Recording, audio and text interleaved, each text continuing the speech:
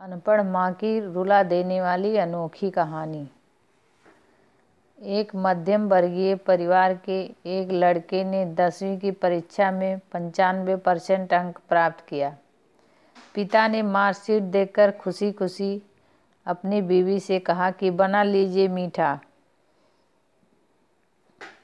School की परीक्षा में आपके लाडले को 95% अंक मिले हैं। माँ किचन से दौड़ती हुई आई और खुशी खुशी बोली, मुझे भी दिखाइए, मुझे भी मेरे लाल का रिजल्ट देखना है। इसी बीच लड़का फटाक से बोला, बाबा उसे रिजल्ट कहाँ दिखा रहे हैं? क्या वह पढ़ लिख सकती है? वो तो अनपढ़ है। आंसू भरी आंखों को पल्लू से पोंछती हुई माँ मीठा बनाने चली गई।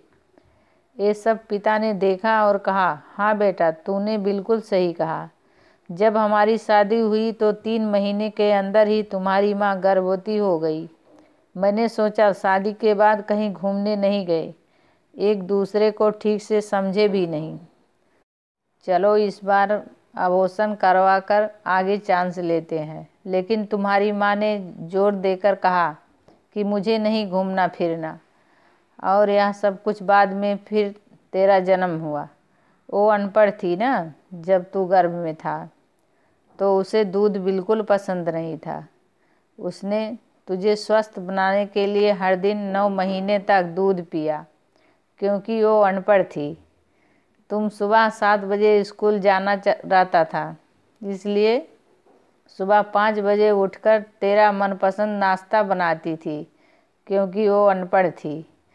जब तुम रात में पढ़ते पढ़ते सो जाता था, वह आकर तुम्हारी कॉपी और किताब बस्ते में भरकर तुम्हें बिस्तर पर सुलाती थी और इसके बाद ही सोती थी। और रात में बार बार जागकर तुम्हें कंबल से ढकती थी, क्योंकि वो अनपढ़ थी।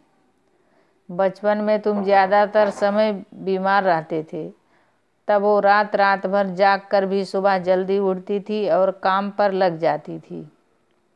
क्योंकि बेटा वो अनपढ़ थी ना, तुम्हारे लिए ब्रांडेड कपड़े लाने के लिए मेरे पीछे पड़ती थी और खुद सालों तक एक ही साड़ी पर रहती थी, क्योंकि वो अनपढ़ थी। यह सब सुनकर लड़का रोते रोते अपनी माँ से लिपट कर बोलता है, माँ मुझे तो कागज़ पर 95% अंक मिले हैं, लेकिन आप मेरे जीवन को 100% बनाने वाली पहली शिक्षक हो।